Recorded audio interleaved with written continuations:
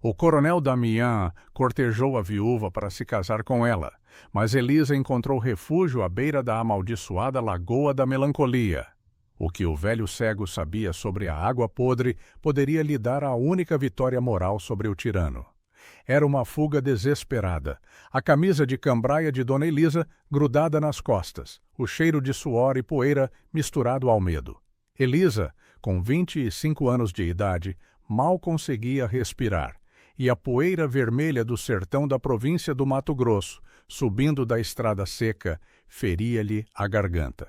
Ela correra desde o cair da noite, desde o momento em que a voz do coronel Damião Montenegro, fria e metálica, dissera: "Na próxima semana, Elisa, e não haverá mais nãos." A ameaça de casamento forçado pairava sobre ela como o calor sufocante daquele ano de 1842. O coronel Damião era a lei, a justiça e o medo em toda a região de Várzea Grande, um homem cuja influência se estendia por milhares de hectares, onde sua palavra valia mais que qualquer decreto imperial. Ele a queria por sua fazenda, pela respeitabilidade que seu nome de viúva lhe traria, e pela crueldade simples de possuir o que desejava. O sol já escalava o céu, e o ar da manhã, que deveria ser fresco, trazia apenas o bafo quente e mineral da terra. Elisa ouvia, ou pensava ouvir, o som distante dos cascos dos cavalos. Os capangas do coronel eram implacáveis, lobos farejando o rastro. Se a pegassem, não haveria apelação, apenas a submissão silenciosa e o fim de toda dignidade. A cada passo, a areia entrava em suas botinas, esfolando-lhe os pés, mas a dor física era um conforto comparada ao terror que lhe apertava o peito. Ela precisava de um lugar para se esconder, um buraco negro onde a sombra de Damião não pudesse alcançá-la. Lembrou-se então dos velhos contos, sussurrados pelos escravos e meeiros, sobre a Lagoa da Melancolia, um ponto amaldiçoado no limite oeste do latifúndio do coronel. Diziam que as águas eram podres, que um nevoeiro denso e esverdeado pairava ali mesmo nos dias mais secos, e que ninguém com juízo ousava se aproximar.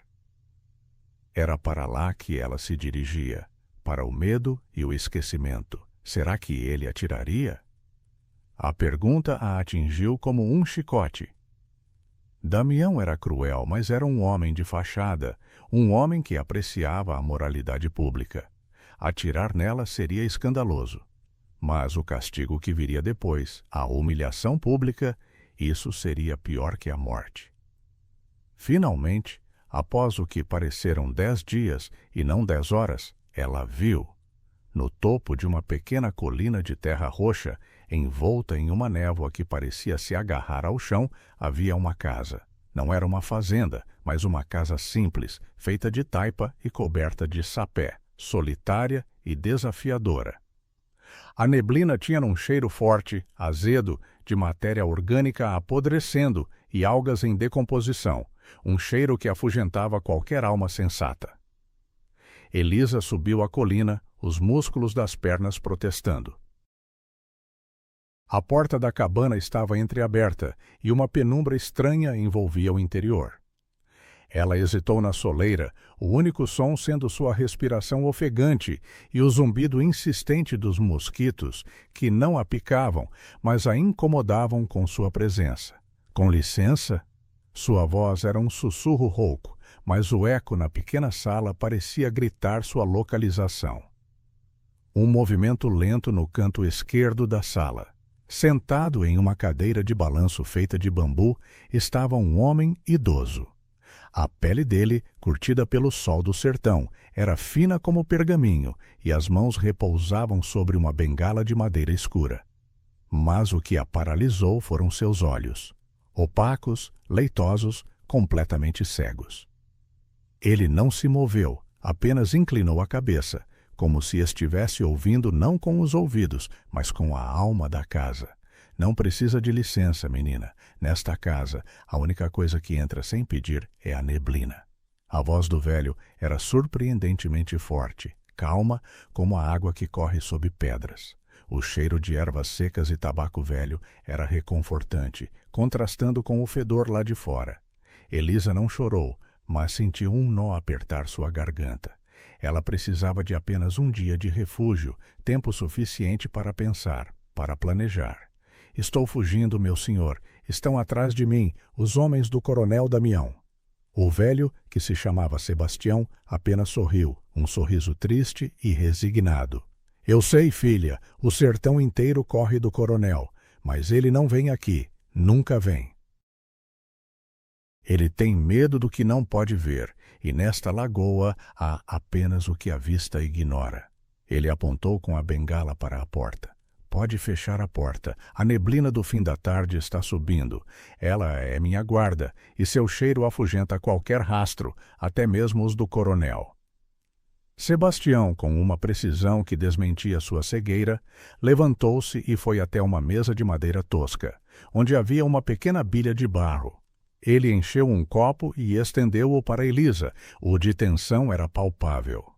Como ele sabia exatamente onde estava o copo, se era cego?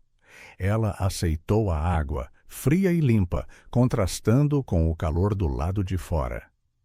Ela sentou-se no chão de terra batida, exausta, sentindo o alívio de um teto sobre a cabeça. E o que ele teme, meu senhor? O coronel não teme a Deus, por que temeria esta lagoa? Sebastião levou um dedo ossudo aos lábios, e o silêncio que se seguiu foi preenchido apenas pelo som rítmico e lento do balanço da cadeira. O coronel Damião não teme a Deus, Elisa. Ele teme a perda de poder, e a lagoa da melancolia, ela não é amaldiçoada, é a verdade. A palavra verdade foi dita com uma força que a fez estremecer. Ele fez uma pausa e um novo de antecipação a atingiu. Ele começou a descrever a neblina, não como um fenômeno meteorológico, mas como um véu deliberado, uma forma de proteção. Feche os olhos agora, Elisa, e apenas ouça o som da lagoa.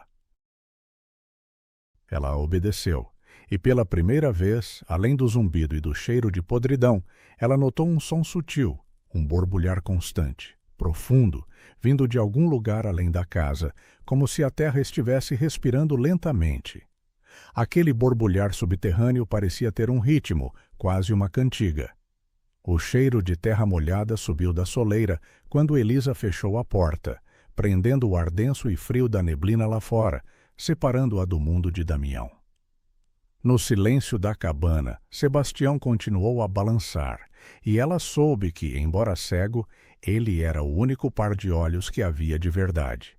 A fuga havia terminado, mas o perigo apenas começara, escondido na névoa e no segredo da lagoa. Ela precisava de um plano, mas a exaustão e o medo a prenderam. Ela adormeceu com o som do borbulhar da lagoa no fundo, imaginando o que o velho queria dizer com verdade. O cheiro de café forte e o frio cortante da manhã a despertaram, trazendo de volta a realidade da sua situação. A tensão de ser encontrada era quase física, um nó no estômago que impedia Elisa de aproveitar o sabor amargo do café, servido por Sebastião numa caneca lascada. A cabana era espartana, uma esteira para dormir, a cadeira de balanço, uma prateleira com poucos potes de barro e um fogão a lenha que exalava um calor reconfortante. A luz que entrava pelas frestas da taipa era fraca, filtrada pela neblina que ainda envolvia a colina, uma cortina espessa e úmida que parecia tocar o interior da casa.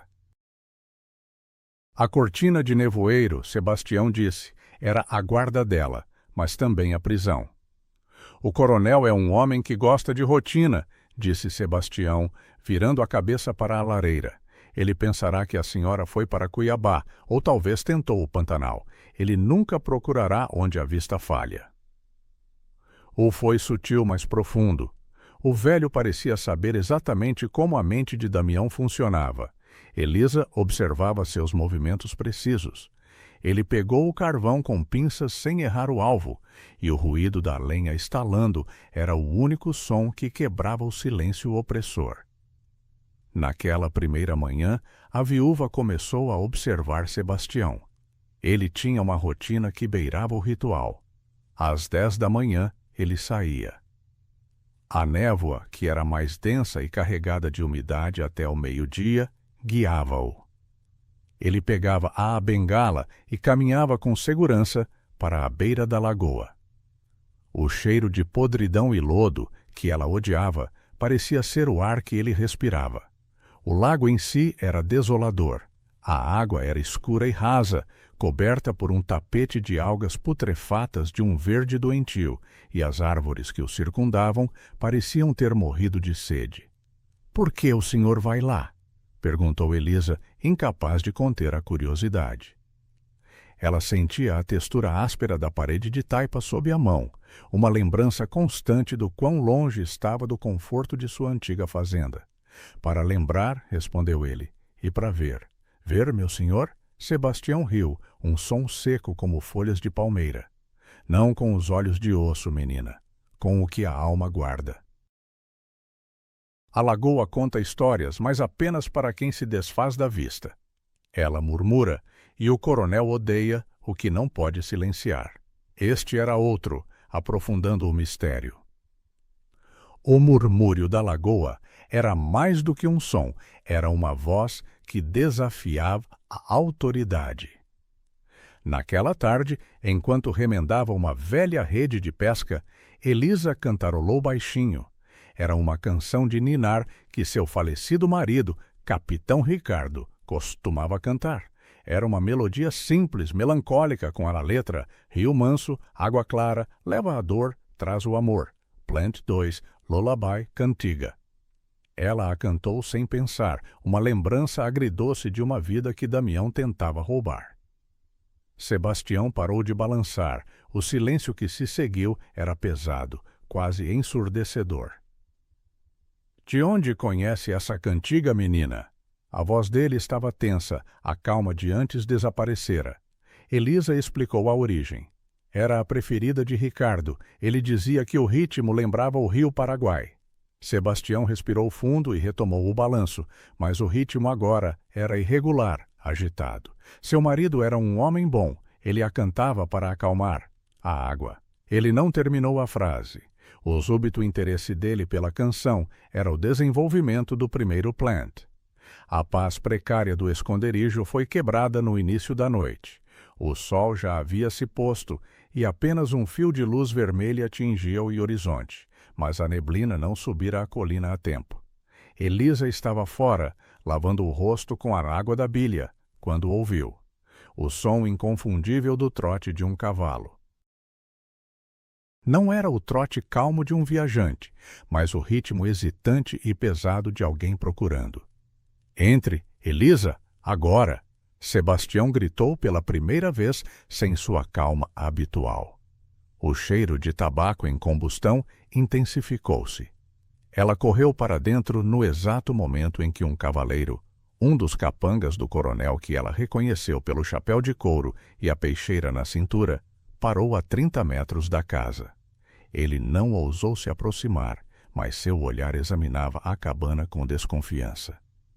A maneira como o capanga parou, hesitou e olhou para trás, como se estivesse com medo de algo mais do que o velho cego, deu-lhe um arrepio. O capanga não desmontou. Ele puxou a rédea, mas seus olhos, faiscando sob o chapéu, estavam fixos na casa. Ele gritou: — Velho Sebastião, o coronel manda avisar. Se está escondendo a mulher, a lagoa não o salvará de ser encontrado. A ameaça era clara, e a voz dele era cortada pelo vento que trazia o cheiro de suor e couro. Sebastião, calmamente, respondeu da porta entreaberta, onde Elisa estava escondida. — Diga ao seu amo, menino, que eu não escondo a mulher, eu apenas não a vejo. A resposta, irônica e verdadeira, pareceu desorientar o capanga. Ele xingou, deu meia volta no cavalo e se afastou apressadamente, desaparecendo na estrada poeirenta, o som dos cascos diminuindo rapidamente. Elisa suspirou de alívio, sentindo o calor do susto subir-lhe ao rosto. — Ele vai voltar, Sebastião. Talvez, mas ele viu a neblina descendo e sentiu o cheiro da água. Ele não vem à noite, e antes que ele volte, precisamos entender a verdade que o coronel tanto odeia. Ele apontou para o chão de terra batida, perto da lareira, onde um pequeno objeto de madeira esculpida jazia. Tinha o formato de um peixe com escamas estranhas, quase como as de um réptil. Eu a vi esculpindo isso na semana passada, mas não sabia que ele a escondia. Sebastião estendeu o objeto para Elisa. Era frio ao toque, mas parecia pulsar com um segredo antigo. O cheiro do lodo da lagoa, mesmo filtrado pela neblina, era uma lembrança constante da sua prisão e do perigo iminente. Os dias se transformaram em uma rotina tensa de vigilância e sussurros. Elisa passava as manhãs na cabana, observando Sebastião, cujas mãos cegas se moviam com a precisão de um homem que havia mapeado cada centímetro de seu pequeno mundo. Ele não apenas a abrigava, ele a estava ensinando a sentir a paisagem. Ela aprendeu a distinguir o som da lama gorgolejante, Plant Trees, The Gorgling Mud Sound, que era um som mais profundo e molhado quando o coronel estava por perto, pois o ruído de seus homens perturbava o ecossistema. Elisa percebeu que a cegueira de Sebastião havia transformado sua audição em um escudo contra a falsidade. A comunidade de Jardim Seco, um vilarejo a 15 quilômetros, era o único ponto de abastecimento. Para um coronel com recursos vastos, bastava um capanga para monitorar a vila e cortar o suprimento de quem tentasse ajudar. A despensa estava quase vazia. Na terceira tarde de sua permanência, a atingiu. Sebastião, enquanto coava o café, disse: "O milho está quase no fim, menina. Precisa ir, não para Cuiabá, mas para o vilarejo. Damião esperará que eu morra de fome, não que o desafie." A jornada era um risco incalculável. Disfarçada com as roupas gastas de uma velha camponesa, um vestido de chita e um lenço cobrindo o cabelo, Elisa partiu antes do amanhecer. O ar estava frio e seco, e a estrada de terra parecia interminável. Em Jardim Seco a tensão era palpável. As pessoas evitavam seu olhar, temendo a sombra do coronel Damião que pairava sobre a pequena feira. O cheiro de pão fresco e farinha de mandioca parecia quase pecaminoso naquele clima de medo. Enquanto pechinchava por feijão, ela ouviu. 3 dos capangas de Damião bebiam cachaça na única taverna, rindo alto. Um deles, o mesmo que viera à cabana, falava sobre o coronel. "O velho Sebastião é maluco, mas esperto. Damião diz que a Lagoa da Melancolia o enlouqueceu. Mas ele a quer. Damião quer toda a terra ao redor. Ele diz que as algas estragam a colheita, mas o coronel teme a água." Elisa, mantendo a cabeça baixa, sentiu o cheiro forte de álcool e tabaco de rolo vindo da taverna. Ela escondeu os pacotes de comida em uma cesta e correu de volta para a estrada. Ao passar por uma cerca quebrada na beira do vilarejo, algo chamou sua atenção. Meio enterrado na poeira, logo onde o caminho começava a subir em direção à colina da lagoa, havia algo brilhante. Uma espora de prata, reluzente, com o emblema do coronel, Plant One, Silver Spur. A espora de Damião. O que significava? O coronel, que se recusava a se aproximar da Lagoa da Melancolia, havia perdido a espora de seu cavalo ali. Ela a pegou, sentindo o metal pesado e frio em sua mão, e a guardou no bolso, um silencioso que atestava uma mentira. De volta à cabana, sob o denso véu da neblina que subia com o calor da tarde, Elisa mostrou a espora a Sebastião. "Ele esteve aqui", ela disse, a voz cheia de horror. "O coronel Damião. Ele veio aqui. Ele mentiu sobre temer a lagoa." Sebastião tateou o objeto com os dedos finos, sentindo a frieza da prata e o peso do emblema. Damião só teme o que ameaça seu domínio. Ele não teme a lagoa. Ele teme o que a lagoa esconde. E o que a lagoa esconde é a chave, Elisa. Não apenas para sua liberdade, mas para a salvação de todo o sertão. Ele jogou a espora no chão. O som do metal batendo na terra batida era surpreendentemente alto. O que é essa chave? Perguntou Elisa, ajoelhando-se para pegar o Jaespora novamente. Sebastião não respondeu imediatamente. Em vez disso, ele tateou o balcão e lhe entregou o pequeno peixe de madeira que havia esculpido. A cantiga do Rio Manso, ele murmurou, voltando para a cadeira de balanço. Ela acalma a água, não é? O capitão Ricardo cantava para a lagoa porque ele sabia o que eu sei. Ele sabia que a água é a verdade, e a água é o poder. Damião a roubou, Elisa. Ele roubou a água e a escondeu sob o manto da maldição. Ele se inclinou para a frente e o cheiro de ervas secas e terra era intenso. A cegueira de Sebastião parecia dar-lhe uma clareza terrível. Sebastião disse que os olhos dele haviam sido cegados pelo coronel, mas em troca ele havia ganhado a capacidade de ver a lagoa por dentro, de ver a verdade que o coronel havia enterrado. Eu a vejo, Elisa, ele disse com um fervor que não condizia com sua idade. Eu a vejo por dentro, e é hora de eu lhe dizer como.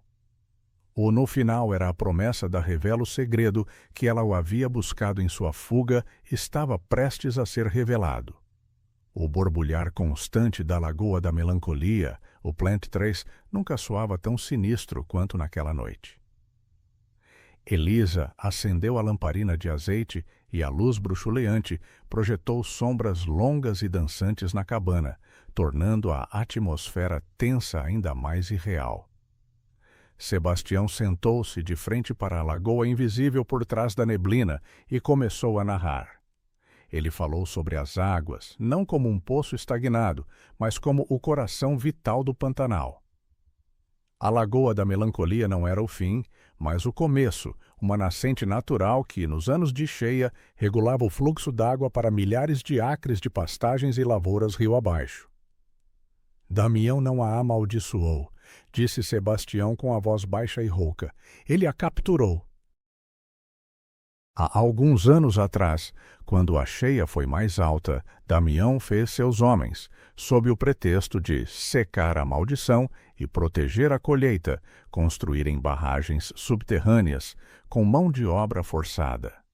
Essas barragens desviam a água para os canais de irrigação de sua própria fazenda Esmeralda, a 30 quilômetros de distância. Por isso, a lagoa secou e apodreceu. Por isso, as terras dos pequenos agricultores rio abaixo secaram e foram vendidas a preço de banana para ele. O som da lama gorgolejante que Elisa ouvira era, na verdade, o ruído das bombas manuais e das rachaduras nas barragens, a lagoa protestando contra o roubo. O som que ele ouvia constantemente era a agonia da terra.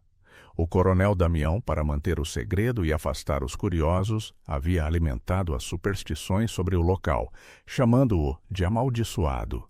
Sebastião, por ser um dos poucos que conhecia a geologia da área, foi o único a resistir à ordem de silêncio e, como punição, Damião o cegara, usando cal virgem, e o havia exilado para esta cabana isolada, transformando-o no guardião cego do segredo. Seu marido, o capitão Ricardo, ele sabia? Perguntou Elisa, sentindo uma mistura de dor e raiva. Ricardo era um engenheiro, e não um coronel, respondeu Sebastião.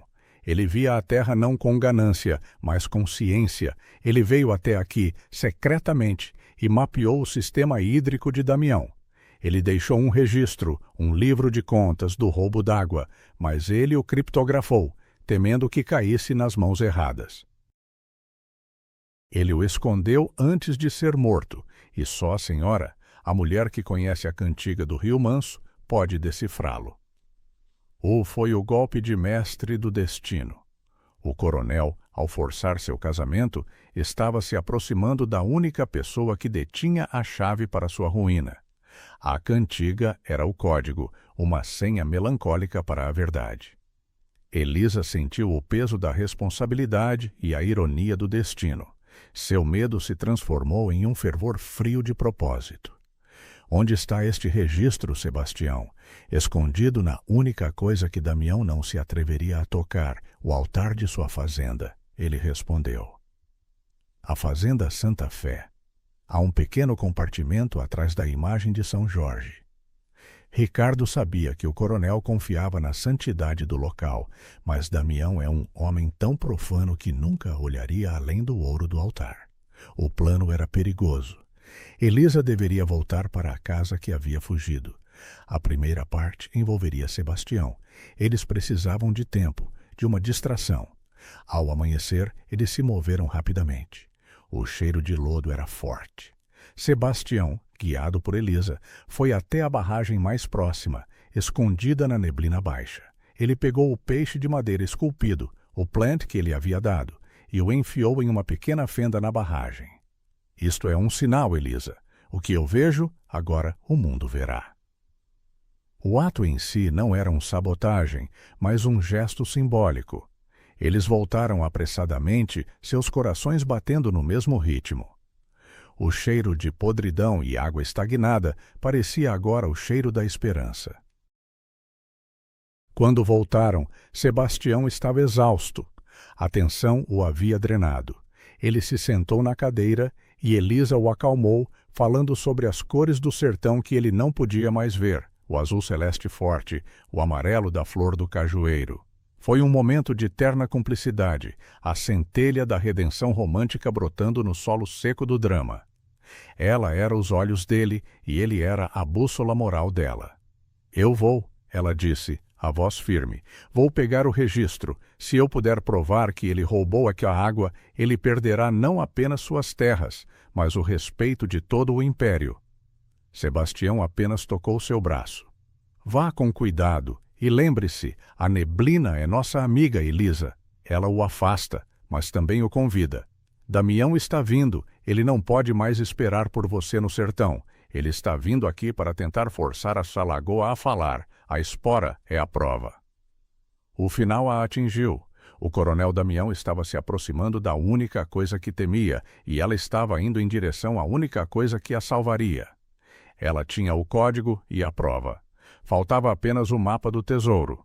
O medo do coronel Damião era um peso real, mas o cheiro de terra molhada na alvorada deu a Elisa a força de que precisava para partir. A decisão de retornar à fazenda Santa Fé, o covil do coronel, foi a mais difícil. Abandonar o refúgio seguro da cabana de Sebastião, onde o cheiro azedo da lagoa e o calor da lareira a protegiam, parecia loucura. No entanto, ela havia trocado sua própria segurança pela moralidade de todo o sertão. Era meados de 1842. A missão era recuperar o registro de Capitão Ricardo. O plano era simples, audacioso e tinha que ser executado sob o manto da escuridão. Elisa pegou a espora de prata do coronel, a colocou na bolsa e se vestiu com o melhor vestido que lhe restava. Se a encontrassem, ela precisava parecer uma viúva em fuga e não uma criminosa. O de tensão atingiu Elisa enquanto ela se despedia de Sebastião. Ele se moveu para o lado e tirou um pequeno punhal escondido na base de sua cadeira, entregando-o a ela. Não para a morte, ele disse, mas para o tempo. Se for pega, ganhe tempo, Elisa. A verdade precisa de tempo para viajar. O punhal era frio em sua mão. Ela o escondeu em seu corpete. Ela precisava cavalgar. No meio da noite, guiada pelo som fraco da lagoa, ela encontrou um cavalo solto que Sebastião havia preparado, um animal velho, mas forte. A cavalgada noturna de 20 quilômetros foi um borrão de poeira e silêncio.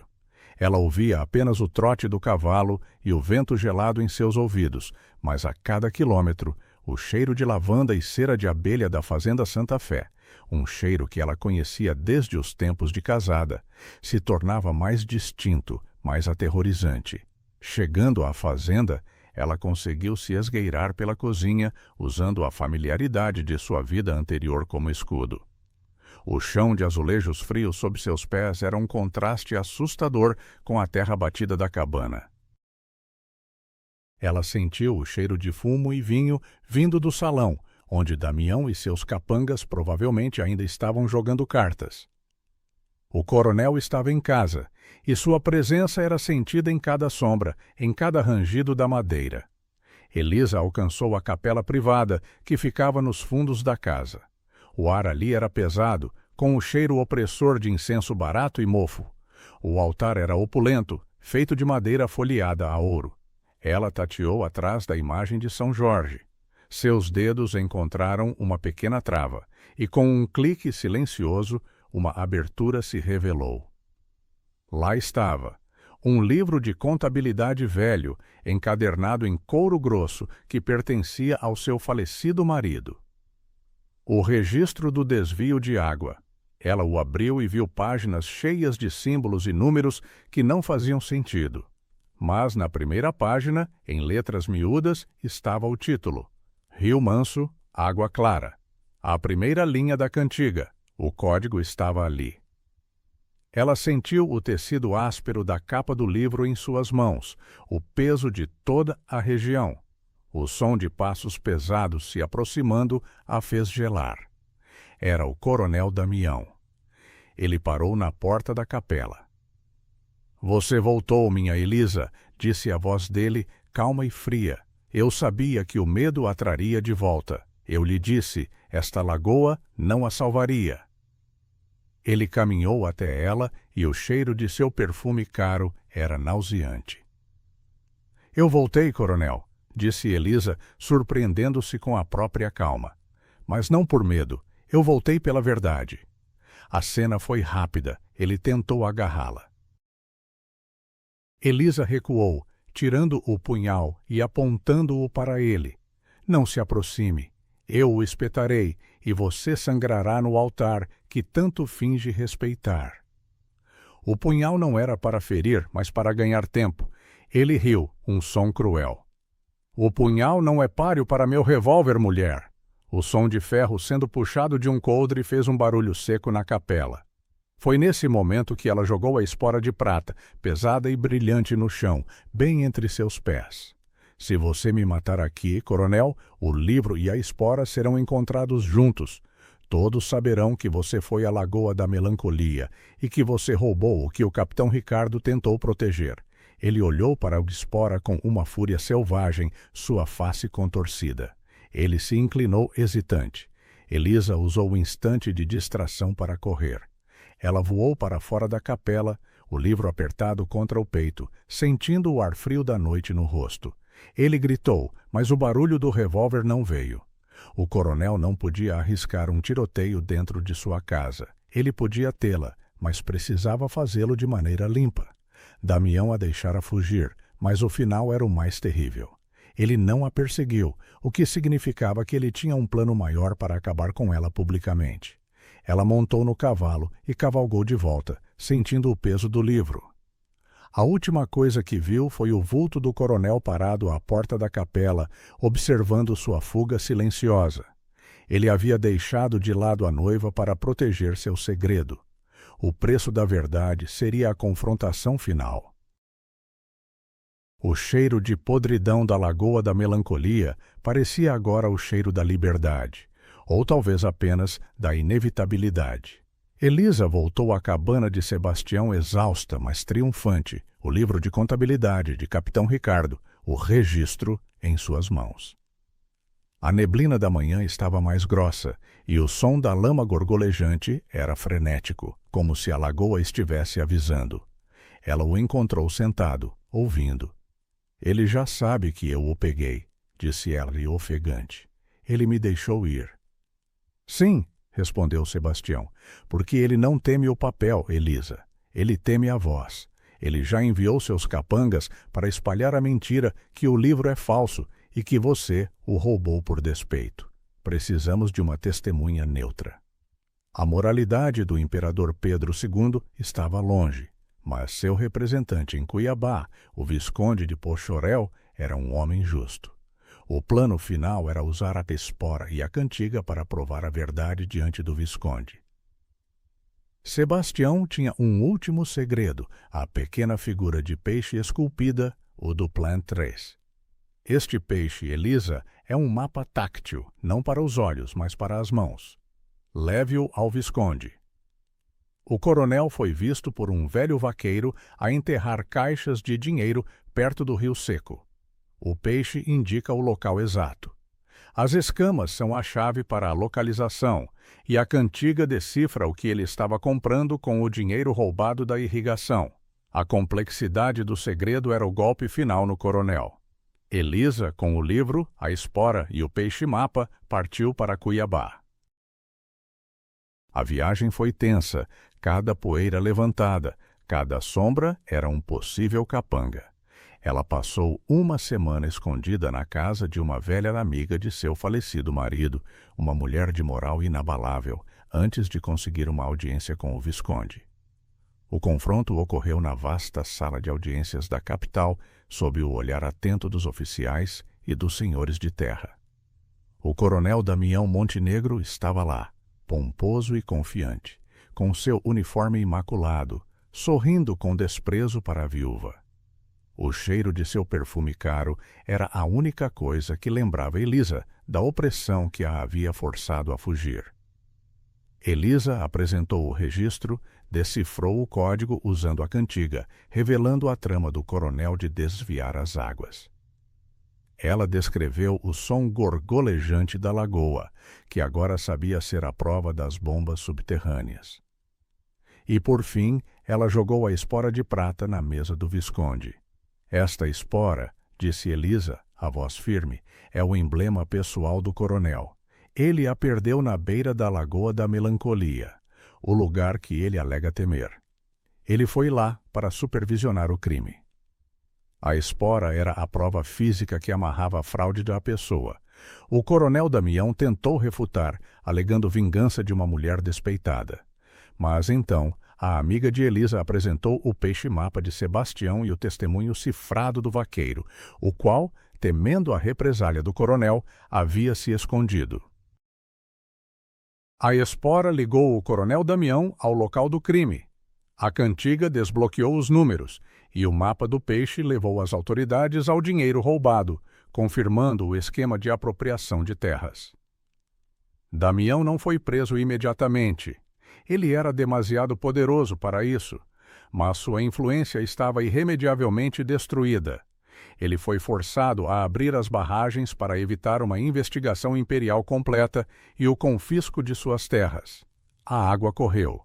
A Lagoa da Melancolia se encheu, as algas podres foram levadas embora, e o cheiro de lodo deu lugar ao cheiro fresco de terra molhada e vida nova. Os pequenos proprietários de terra seriam salvos.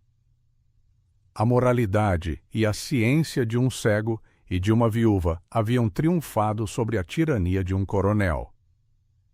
Elisa voltou ao sertão, mas não para a cabana. Ela estava livre, uma mulher de respeito e coragem. Ela visitou Sebastião, que estava sentado em sua cadeira de balanço, ouvindo o som da lagoa, agora o som da água que corria livre. A lagoa canta novamente, menina, disse ele. Ela canta a cantiga do Rio Manso. Elisa sorriu. Ela era uma viúva, mas não mais um objeto. Ela havia perdido um marido, mas ganhado a liberdade e a redenção de uma terra.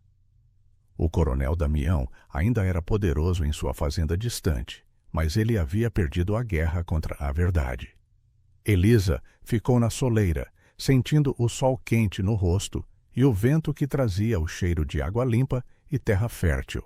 Ela segurou o peixe de madeira na mão, um lembrete do sacrifício e da visão interior que salvara a todos. O caminho estava aberto. Ela poderia ir para a cidade, começar uma nova vida. Mas ela olhou para Sebastião e depois para o sertão restaurado pela água. O coração estava em paz, e a escolha, pela primeira vez em muito tempo, era completamente sua.